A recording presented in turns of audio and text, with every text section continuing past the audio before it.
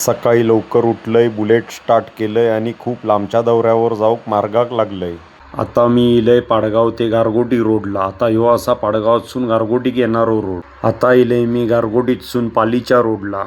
ह्यो सरळ रोड पालीतसून उत्तूर आणि उत्तूर मार्गे गडिंग्लज जाता. पालीचो घाट खूप लहान असलो तरी वळणांचो असा. थंयची वळणां खूप डेंजर असत. सांभाळून गाडी चालवा ह्या घाटा गेल्यावर. आता मी इलय उत्तूरमध्ये. तर आता थोड्याच वेळात मी गडिंग्लजमध्ये पोचतलय आणि आता गडिंग्लजमध्ये मी इलय. तर ह्या असा गडिंग्लज. आता मी गडिंग्लजमधून संकेश्वरला जातलय. ह्यो असा गडिंग्लज संकेश्वर रोड. तर मी आता संकेश्वरला येऊन पोचलय. संकेश्वरच्या ब्रिज खालसून गाडी घातलय आणि राईट मारलय आणि सरळ पुणे बेंगलोर हायवे केलय. तर ह्यो असा पुणे बेंगलोर हायवे आणि मी आता संकेश्वरमध्ये असय. तर आता संकेश्वरमधसून बेळगाव जातलय. तर मी संकेश्वरमधसून बेळगाव जातलय आणि बेळगावातसून पण पुढे माका 30 किलोमीटर जाऊचा असा.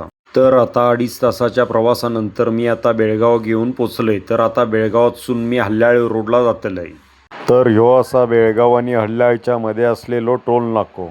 तर मंडळी, खानापूर गावात माका ज्या ठिकाणी येऊचा होता थंय मी इलय. तर मी हय कशासाठी इलय ता तुमका उद्याच्या व्लॉगमध्ये मी दाखवतय. तर लाईक करा, शेअर करा, सबस्क्राईब करा. धन्यवाद.